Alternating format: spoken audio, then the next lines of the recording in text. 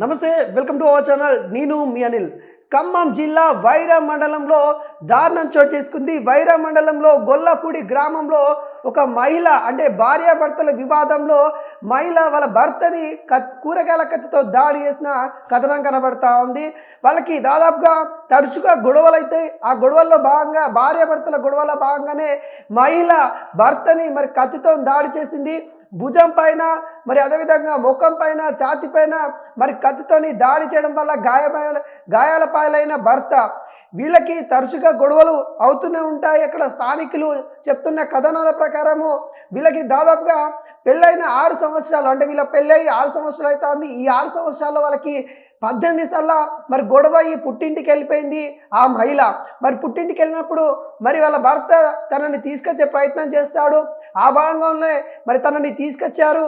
మళ్ళీ 19వ కూడా మరి వాళ్ళిద్దరి మధ్యలో మరి గొడవ జరిగింది. ఆ గొడవలో భాగంగానే తన కూరగాయల కత్తి, ఇంట్లో ఏదైతే కూరగాయల కత్తి ఉంటుందో ఆ కూరగాయల కత్తితోని భర్తపై దాడి చేసింది. మరి 3 చోట్ల గాయాల పాలయ్యాడు. రక్తం మడుగులో భర్త మరి ఉన్నప్పుడు కూడా తను పట్టించుకోకుండా బయటికి వెళ్ళిపోయిన దాఖలాలు కనబడతా ఉన్నాయి. స్థానికులు చూసి పోలీసు వాళ్ళకి కాల్ చేసి మరి గవర్నమెంట్ ఖమ్మం హాస్పిటల్కి తీసుకెళ్ళిన సిచ్యువేషన్ అయితే కనబడతా ఉంది. అసలు భార్య అలా చేయడానికి గల కారణాలు ఏంటి? పూర్తి స్థాయిలో మనం ఖమ్మం నుండి అయితే మన రిపోర్టర్ ఆదిత్య అయితే ఉన్నాడు. మరి ఒకసారి తెలుసుకునే ప్రయత్నం చేద్దాం.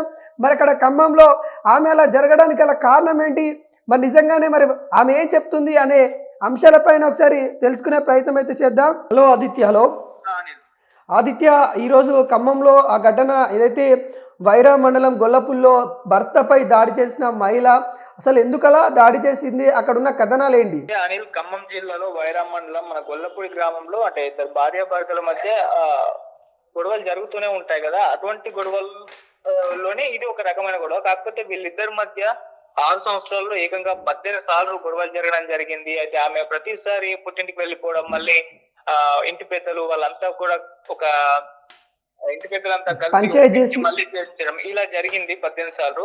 అయితే 19 ఆమె కోపం వచ్చేసి ఆ కూరగాయల కత్తితో అతని భుజం మీద, ఛాతి మీద, ముఖం మీద దాడి చేసింది. ఇప్పుడు ఆయన్ని గవర్నమెంట్ హాస్పిటల్ కూడా తీసుకెళ్లారు. అయితే దాడి చేసిన తర్వాత స్థానికులు చూసిన వివరాల ప్రకారం స్థానికులు ఏం చెప్తున్నారంటే ఆమె పట్టించుకోలేదు, అలా నడుచుకుంటూ వెళ్ళిపోయింది, మేమే చూసి ఇన్ఫార్మ్ చేసి అతను హాస్పిటల్ తీసుకెళ్లామన్నట్టుగా వాళ్ళు చెప్తున్నారు.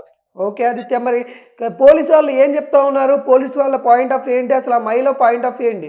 పోలీసు వాళ్ళ దగ్గరికి ఈమె అంటే సరెండర్ అయిపోయింది, లొంగిపోయింది, నన్ను వేధిస్తున్నాడు అందుకే అటాక్ చేశాను అని చెప్పేసి ఆమె చెప్పడం జరిగింది. దాన్నే పోలీసు వాళ్ళు కూడా కేసు అయితే నమోదు చేసుకుని ఇన్వెస్టిగేషన్ అయితే వాళ్ళ పద్ధతిలో వాళ్ళు చేస్తున్నారు. సో ప్రజెంట్ అయితే ఆమె భార్య లొంగిపోవడం అయితే జరిగింది. ఇంకా హాస్పిటల్లో అతని పరిస్థితి ఏ విధంగా ఉంది, ఇప్పటికి ఏమని చెప్తా ఉన్నారు వైద్యులు? ప్రజెంట్ అయితే ట్రీట్మెంట్ అయితే జరుగుతుంది, కోలుకునే పరిస్థితిలోనే ఉన్నాడు అన్నట్టుగా వార్తలు అయితే వినిపిస్తున్నాయి. సో ఇంకా పూర్తిగా అయిన తర్వాత అయితే మనకు ఇన్ఫర్మేషన్ అయితే తెలుస్తుంది. ఇంకా భర్తకు సంబంధించిన వాళ్ళ బంధువులు ఏం చెప్తా ఉన్నారు? అసలు ఏంటి, అసలు వాళ్ళ ఇద్దరి మధ్యలో వివాదము తరచుగా ఎందుకు వస్తా ఉంది? వీళ్ళ వైపు నుంచి వీళ్ళు ఏమంటున్నారంటే ఆమెనే నిందిస్తున్నారు, ఆమె కావాలని గొడవలు పెడుతుంది, ఆమె వేరే వాళ్ళతో ఇతన్ని కొట్టిస్తుంది, ఆమె కారణంగానే ఎన్ని గొడవలు జరిగాయి, ఆమె ఇప్పుడు పొడి చేసింది, ఈ విధంగా ఇంత దారుణానికి పాల్పడుతుందని కూడా ఎవరు ఊహించలేదు అని చెప్పేసి వాళ్ళ వైపు నుంచి అయితే వాపోతున్నారు. ఆమె పైన వాళ్ళు కూడా సీరియస్ గా అయితే ఉన్నారు అనేది. అంటే ఆదిత్య, మనము సహజంగా భర్త భార్య పైన దాడి చేసే ఘటనలు వింటాం, కానీ ఇక్కడ విచిత్రంగా భార్యనే వచ్చి భర్తని మరి గాయపరిచిన సిచ్యువేషన్ కనబడతా ఉంది. ఇది ఎలా చూడొచ్చు? అంటే వాళ్ళిద్దరి మధ్య ఏం జరిగిందో అన్నది మనకు తెలియదు అనేది. కాకపోతే మామూలుగా భార్యాభర్తల మధ్య గొడవలు అనేవి మనం సహజంగా చూస్తూ ఉంటాం, జరుగుతుంటాయి. కాకపోతే వీళ్ళ మధ్య ఎక్స్ట్రీమ్ గా 18 టైం జరిగినా కూడా 18 టైం జరిగాయి. అప్పుడు ఫ్యామిలీలు అంతా కూడా ఏకమై వీళ్ళ మధ్య అండర్స్టాండింగ్ అంటే కలపడం, వీళ్ళని మళ్ళీ చేయడం చూసాము. అయితే 19th టైం ఏమైంది, ఎక్స్ట్రీమ్కి వెళ్ళిపోయినట్టుంది. ఆ అమ్మాయి కూడా భార్య ఎవరైతే ఉన్నారో కంట్రోల్ చేసుకోలేక ఈ విధంగా దాడికి పాల్పడినట్టయితే తెలుస్తుంది. అయితే మేజర్ గా వీళ్ళిద్దరి మధ్య సమస్య ఏంటి, గొడవలు ఏంటి అన్న దానిపైన మనకు క్లారిటీ లేదు. మరి భర్త తప్పుందా, భార్య తప్పుందా అన్న దానిపైన కూడా మనకైతే ఒక అవగాహన అయితే లేదు. సో ప్రజెంట్ అయితే వీళ్ళ వైపు నుంచి అయితే ఆ అమ్మాయిని నిందిస్తున్నారు భర్త వైపు వాళ్ళు.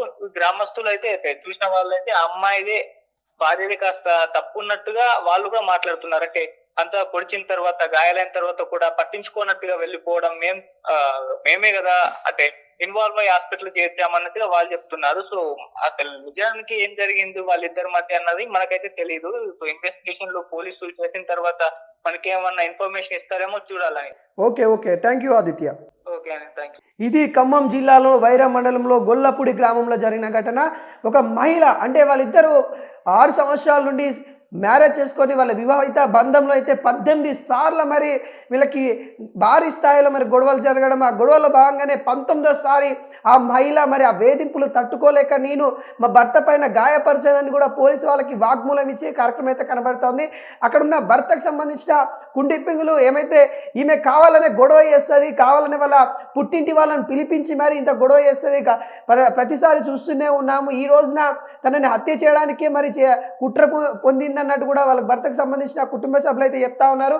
అదేవిధంగా స్థానికులు కూడా చెప్తున్న మన కథనాల ప్రకారం అయితే మరి మహిళ ఆ గాయపరిచినప్పటికి కూడా మరి రక్తం మడుగులోనే భర్తను వదిలేసి వెళ్ళింది, కనీసము మరి భర్తను పట్టించుకోలే అన్నట్టు కూడా అక్కడున్న వాళ్ళైతే స్థానికులు అయితే చెప్తా ఉన్నారు. ఇప్పటికీ ఖమ్మం సంబంధించిన పోలీసులు ఆ భార్యనైతే అదుపులోకి తీసుకొని విచారణ చేపడతా ఉన్నారు. అదేవిధంగా ఆ భర్త ఎవరైతే గాయపడ్డారో అతన్ని గవర్నమెంట్ హాస్పిటల్లో ఖమ్మం గవర్నమెంట్ హాస్పిటల్ అయితే తీసుకెళ్లడం అయితే జరిగింది.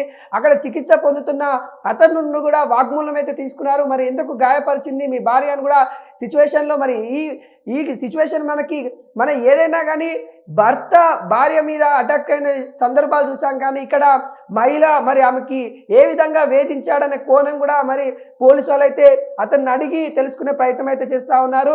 ఇలాంటి ఘటనలు మరి అరుదుగా చూస్తూ ఉంటాము. ఒక మహిళ కోమస్తే ఏ విధంగా ఉంటుంది, ఈరోజు మనకైతే వైరా మండలంలో జరిగిన ఘటన అయితే క్లియర్ కట్గా కనబడతా ఉంది. ఆ మహిళ భర్తని గాయపరిచి పోలీసు వాళ్ళకి లొంగిపోయింది.